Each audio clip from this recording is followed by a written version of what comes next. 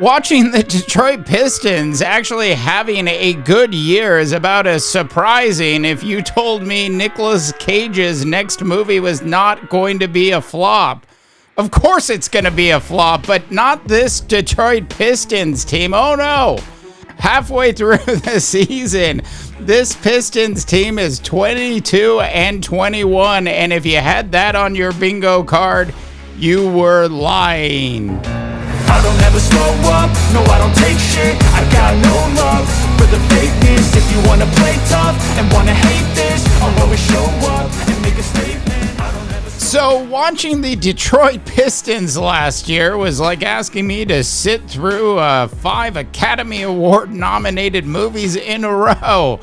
Nearly impossible it was to actually watch the Detroit Pistons last year. Now the Pistons at one point last season actually lost 28 games in a row, tying the Philadelphia 76ers for the most losses in a row in NBA history. But I think when you look at what's actually happening with this Detroit Pistons team this year, a team that currently, when I recorded this, was sitting at 22-21 and in 9th spot in the Eastern Conference. On today's NBA Rundown, we are going to talk about how have the Detroit Pistons actually accomplished this. Now, I challenge you, go take a look at the Wizards roster. Go look at the Raptors roster. Look at the Hornets roster. And tell me if you think those rosters are actually better than what the Detroit Pistons are actually winning with at this point. You know, I always say in the National Basketball Association, good coaching absolutely matters, and we are going to talk about JB Bickerstaff, the Detroit Pistons, and how they've actually turned things around with a roster that, quite frankly, shouldn't be above 500 right now. All right, new to the NBA Rundown, please go and subscribe, and of course, like this video. Now, if you think about the conflict, that is the conflict that the Detroit Pistons organization sort of has had with itself over the past couple of years, it's been a struggle to actually go out and draft really great players, and then it's been a struggle to keep those players actually healthy. And of course, some of those players haven't actually panned out in any real way. Now, if you look at this particular Detroit Pistons roster, and this is what I was saying, if you go look at the Pistons roster, or even the Wizards roster, and even the Hornets roster, you would probably think that there are components on both of those, or all three of those teams' rosters, that are actually better than what the Detroit Pistons are actually throwing out onto the court every night. Now, I am a big Cade Cunningham fan. I think Cade has absolutely turned into an all-star this year with the Detroit Pistons, and he's doing a little bit of everything. He's basically, as we all know at this point, putting the team on his back. But Malik Beasley, Tobias Harris, Tim Hardaway Jr., and I like Jalen Duren, but outside of all of that, those are your key players in this Detroit Pistons roster at this point. I would talk a little bit about Jaden Ivey, but he's out now and he'll be out for quite some time. And certainly Jaden Ivey did look improved when he was able to play earlier in the year before he got injured. But you look at the rest of the roster, and they've got the worst of the Thompson brothers on their roster, who still does a nice job with the little things in one Azor Thompson. But outside of that, I mean, I like Isaiah Stewart, but Marcus Sazar, Ronald Holland II.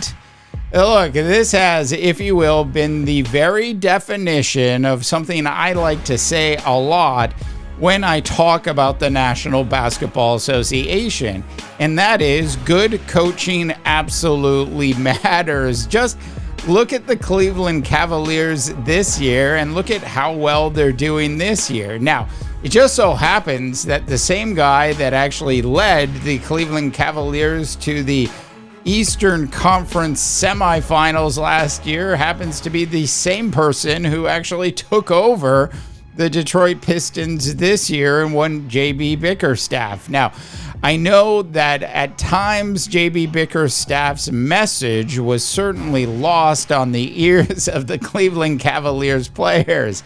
And so it wasn't surprising at the end of the year that the Cavaliers had had enough of what JB had actually brought to the team and decided to move on to something else.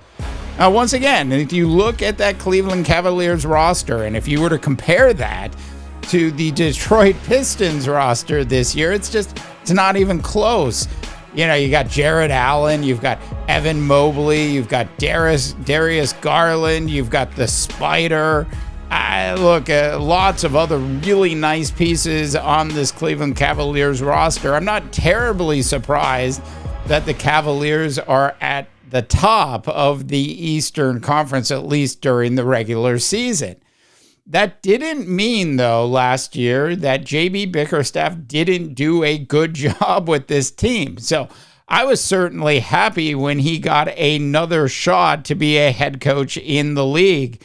And I think the Detroit Pistons actually did the right thing by hiring an experienced head coach that has proven over the years that he actually knows how to win. I mean, I laugh, but when you think about the Cleveland Cavaliers and where they've come from with JB as their head coach, 22-50 in his first full season, 44-38 in year 2, 51-33 in year 3. And last year, as I mentioned, they made it all the way to the conference semifinals. So for JB Bickerstaff to actually have enough skills from a coaching perspective to actually take what can best be described as a ragtag team of players and turn them into, at the very least, a really good basketball team, that is not terribly surprising to me. Now, I'm not sitting here saying that this Detroit Pistons team is going to go deep in the playoffs this year. They just simply don't have enough talent. Now, certainly the NBA trading deadline, as we know, is coming up, and there are a few intriguing opportunities for the Detroit Pistons if they decide they want to break up components of what this team has actually been successful with to this point. Now, one of those key trading pieces for the Detroit Pistons would certainly be Tobias Harris. Now, I think Tobias Harris has done a really nice job with the Pistons. He's averaging 13 points a game, 6.3 rebounds a game. He does, just a nice job across the board, a couple assists a game as well. So when I look at the pieces that you might be willing to trade, especially if you can somehow get, I guess, maybe a Julius Randle from the Minnesota Timberwolves, if the Timberwolves have already decided that they ruined their franchise with that Julius Randle trade and have made the decision that they want to move off of Julius Randle in exchange for some other pieces. Now, I don't think Tobias Harris would end up with the Timberwolves. I think he'd probably end up with Utah, with John Collins actually going to the Minnesota Timberwolves, which certainly makes a lot of sense from a three-point shooting perspective, since he's having his best year from the three-point arc. Plus, John Collins is actually going to get you a significant amount of rebounds a game, and he's not a turnover machine like a Julius Randle has been for the Minnesota Timberwolves this year. At the same time, what the Detroit Pistons end up with is a player that needs the ball a little bit more than he's capable of actually getting with Anthony Edwards in Minnesota, and certainly makes more sense from an offensive perspective if you just look at how the Detroit Pistons are actually running their offense. I'm sure that JB Bickerstaff, being the good coach that he is, would actually be able to figure out how to make the team better with a Julius Randle minus a Tobias Harris on the team.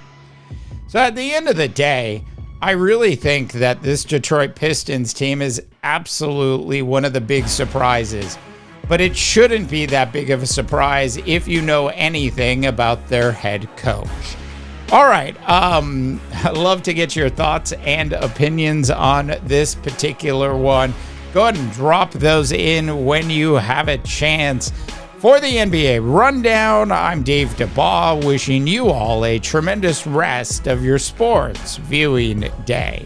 I don't ever slow up, no I don't take shit. I got no love for the fakeness. If you wanna play tough and wanna hate this, I'll always show up and make a statement. I don't